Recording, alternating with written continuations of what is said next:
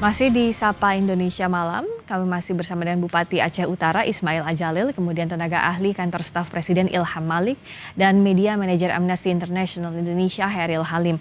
Pak Bupati, saat ini apa jenis bantuan detailnya yang paling dibutuhkan oleh warga Aceh Utara, Pak Ismail?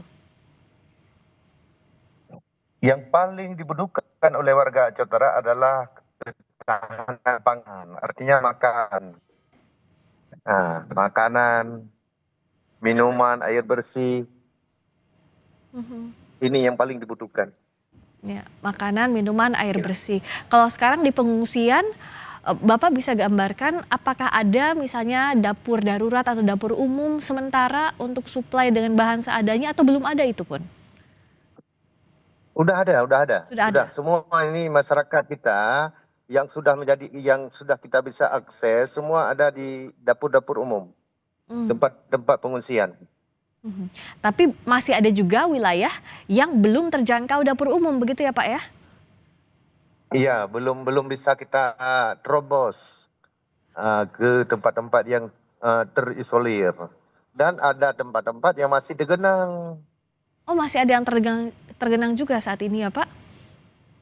Ya, masih ada tergenang. Sudah 9 hari masih ada yang tergenang. Pak Ilham, apa yang bisa pemerintah pusat dorong? Tadi makanan, minuman, air bersih itu kebutuhan yang paling ditunggu saat ini di Aceh Utara.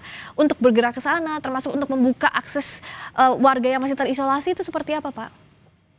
Ya, memang upaya airdrop kan sudah dilakukan oleh pemerintah.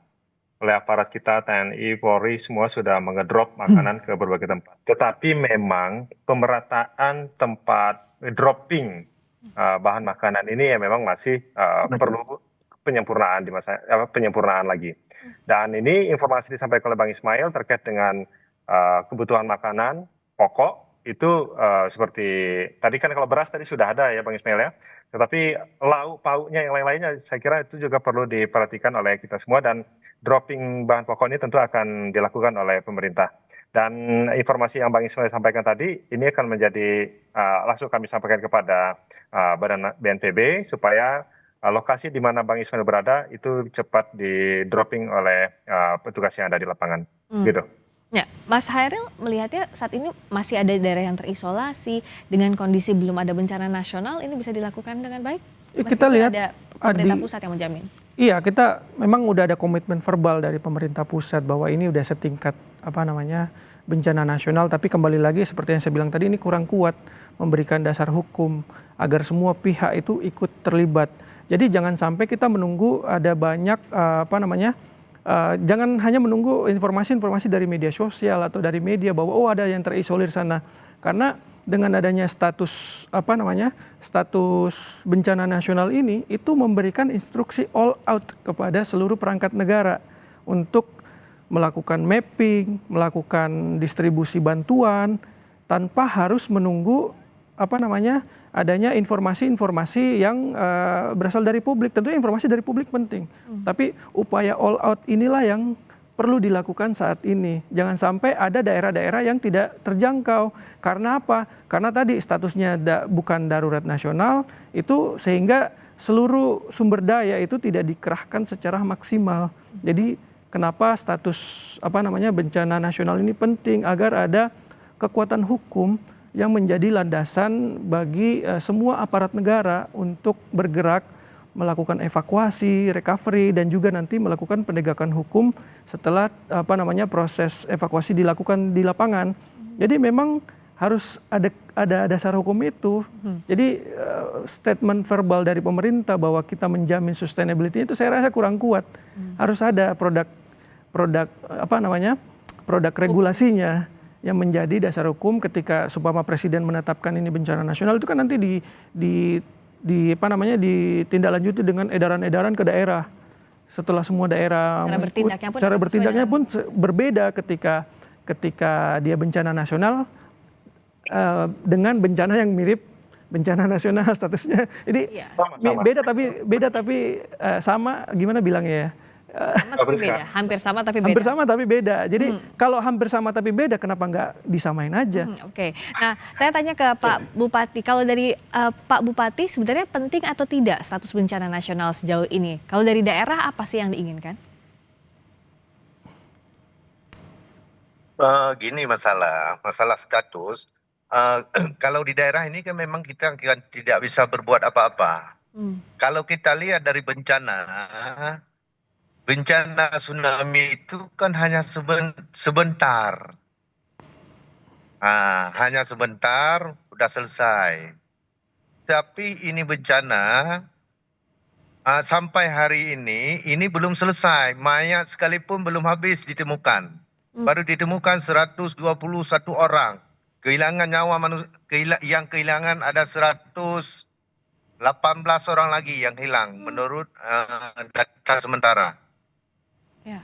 Apakah tidak wajar itu status menjadi bencana nasional? Kemudian kalau tsunami waktu itu hanya pesisir kenanya. Tapi ini di Aceh Utara aja 27 kecamatan. Cuma 2 kecamatan ini yang tidak kena. Tapi tidak kena semua, separuh kena. Kemudian terhadap rumah masyarakat, ini semua hilang. Ada beberapa desa ini memang tidak ada lagi rumah. Kemudian sudah 9 hari, pejabat kita yang ada di pusat, 1 orang pun belum ada sampai ke Aceh Utara. Maka tidak dilihat langsung bagaimana kejadian di Aceh Utara sebenarnya. Kemudian juga kami tidak bisa akses informasi. Selama ini sinyal HP mati, lampu mati. Kami semua terjebak di atas atap-atap rumah. Ini yang terjadi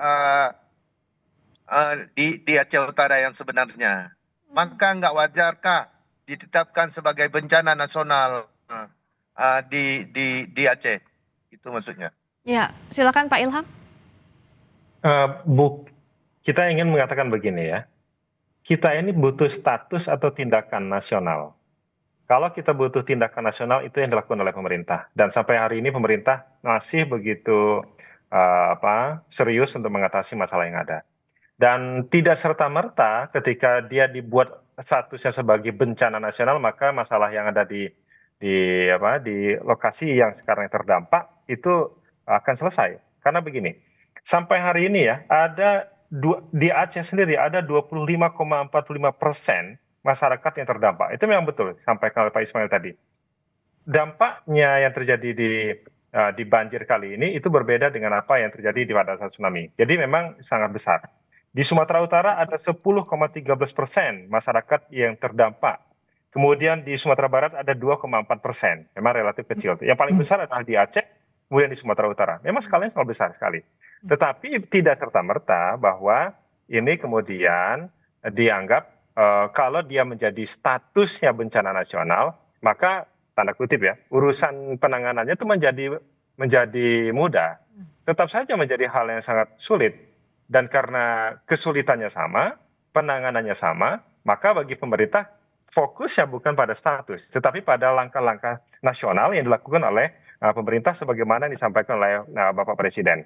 Dan arahan dari Pak Presiden sudah cukup jelas bahwa seluruh aparat seperti yang saya sampaikan tadi, seluruh aparat yang di pemerintahan itu segera dan juga sudah turun mengatasi masalah yang ada. Nah, saya ingin mengatakan begini, kalau ada kelompok-kelompok masyarakat yang bisa membantu, tentu ini sangat terbuka, sangat boleh dan sangat ditunggu. Dan itu tidak perlu menunggu menjadi bencana nasional baru kelompok-kelompok masyarakat turun untuk membantu. Siapapun kelompok masyarakat yang ingin membantu korban yang ada di sana itu sangat ditunggu dan terbuka bagi pemerintah. Dan ini kita tidak perlu sekali lagi meng-highlight soal bencana nasional, karena yang sangat penting adalah langkah-langkah ini kita kerjakan bersama, gotong royong untuk mengatasi masalah yang ada di Sumatera. Dan ini saya kira dengan sumber daya yang kita miliki kita sangat bisa untuk melakukannya.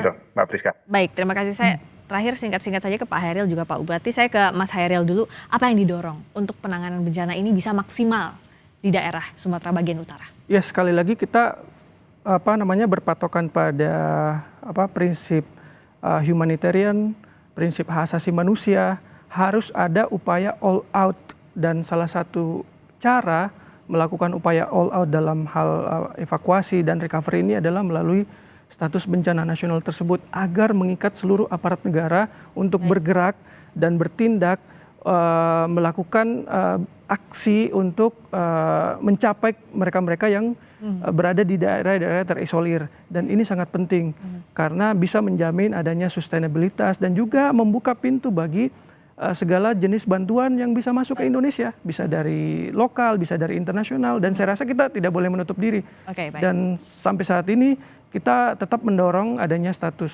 bencana nasional ini agar memang tadi Mas Ilham mengatakan tidak serta-merta membuat itu tidak serta-merta menyelesaikan masalah dengan sosial.